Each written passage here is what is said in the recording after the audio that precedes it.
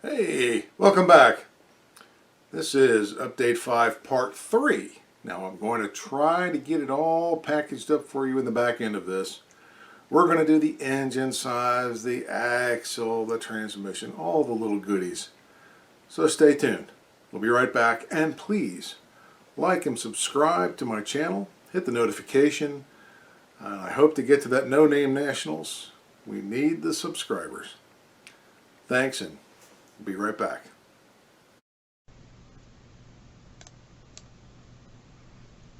In the engine column, we see items 37 and 38. The actual number 61 is a subcode on your code sheet for ordering the engine, and it's not really the full 3 digits. That's right there on the left-hand side, item 61. Looking across, it says Firepower 383, 8-cylinder 2-barrel. It's a standard Newport and Town and Country. Then you have the transmission. Here we're going to see an actual 3-digit extension. 39 and 5 means code number 395.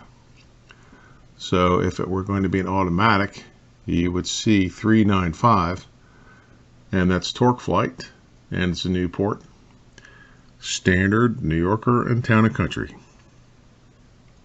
And because those cars came initially as a standard transmission car. Axle ratios would be a 401 or a 404. There were only 2 options here for these C bodies, and the 401 extension means it's going to be the 276. Here you see arrow 1 gives you the engine.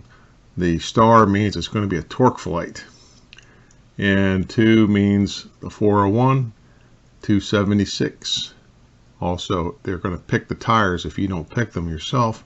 If you get a towing package out of arrow 5, you have to get the shear grip differential.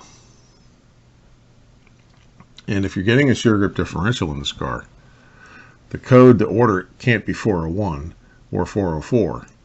It's actually 408.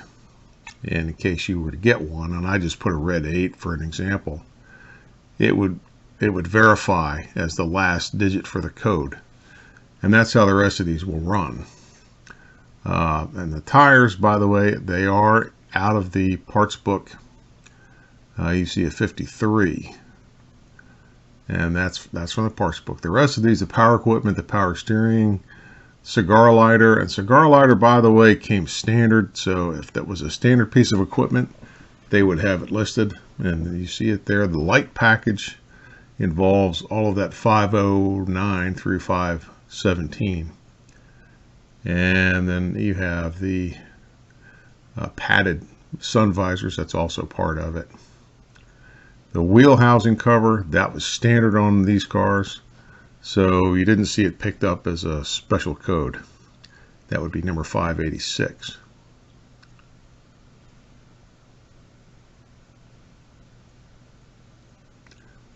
And here you can see 456 would have been the code for steering, so you would have seen a 6 in that column to verify 456.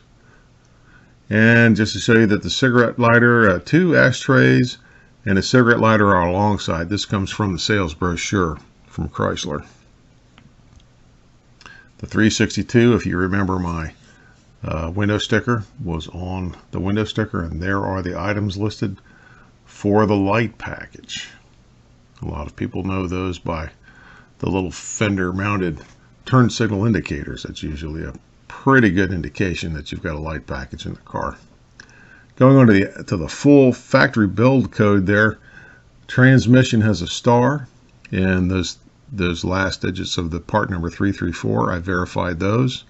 Those are for the Torque Flight B, and the torsion bar 621 and 620 are also the last 3 digits. And here in the parts book from published 1967 are those codes, and that's the actual part number 334. And that would be the 727B. And there are the torsion bar part numbers. And you can see it says 620 and -1. And if you saw a -1, that meant Usually one was going to be for another side of the car and the other side of the car. One's left, one's right.